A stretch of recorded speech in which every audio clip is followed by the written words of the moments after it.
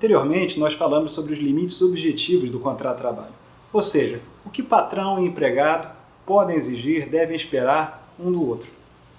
Nós comentamos também que esses limites, em parte, pelo menos, podem ser encontrados nos artigos 482 e 483 da CLT. 482 é aquele famoso artigo que trata da justa causa. 483, por outro lado, trata da rescisão indireta, que seria uma justa causa inversa. E hoje nós vamos nos aprofundar um pouco aqui nas hipóteses do 482, mas fazendo uma ressalva. Vamos imaginar o seguinte: numa loja, um vendedor, sem estar agindo em legítima defesa, sem provocação nenhuma, do nada levanta e dá um soco num cliente ou num gerente. Esse é um ato extremamente grave que não vai ter explicação.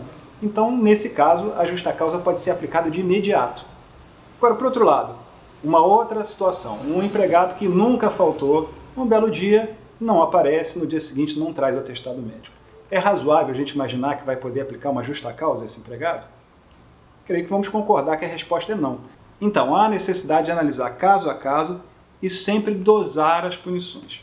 Feita essa ressalva, vamos passar aqui a análise do 482.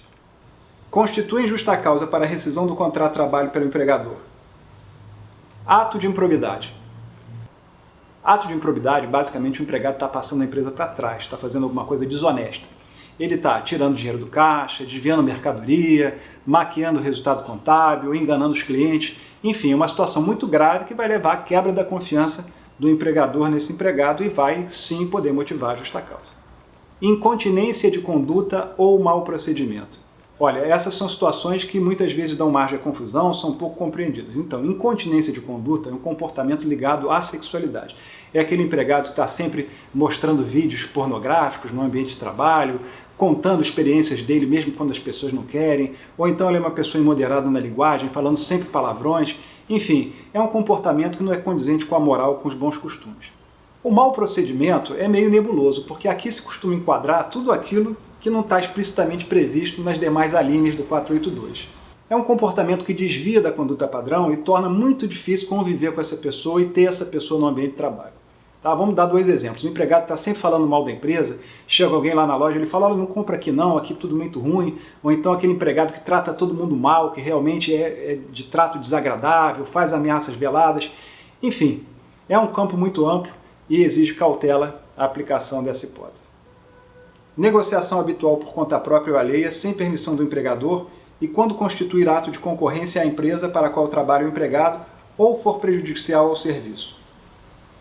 Olha, uma hipótese clássica aqui seria o seguinte: você chama alguém na sua casa para consertar uma geladeira ou uma máquina de lavar, a pessoa apresenta o orçamento da empresa, mas fala: olha, mas vamos fazer um acerto aqui, eu faço por menos, venho aqui um outro dia. Ou então o empregado está vendendo os mesmos produtos que a loja na qual ele trabalha, por preços menores, oferecendo isso para os clientes, para fazer um negócio também fora ali do local de trabalho. Condenação criminal do empregado passada em julgado, caso não tenha havido suspensão da execução da pena.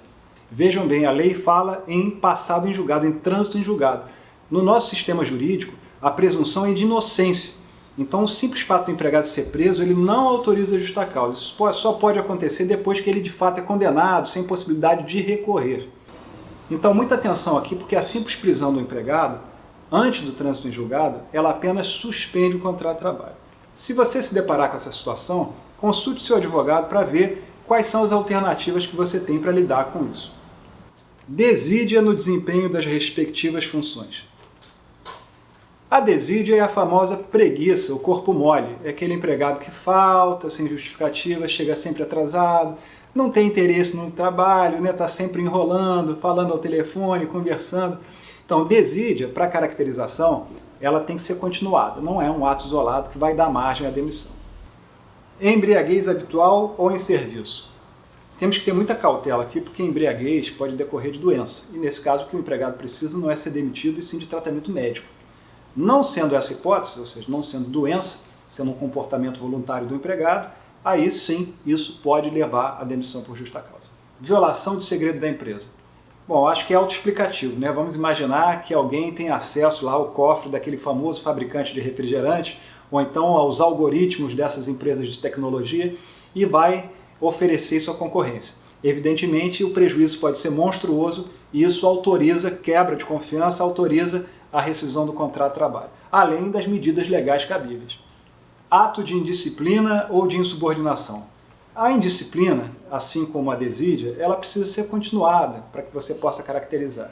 O que é essa indisciplina? Não aderir aos regulamentos, aos procedimentos da empresa. Não vai usar uniforme, vai deixar de arrumar o equipamento como tem que ser arrumado, não vai seguir os protocolos da empresa. Já a insubordinação é um motim, é uma coisa muito grave. O empregado se recusa a cumprir uma ordem direta do empregador.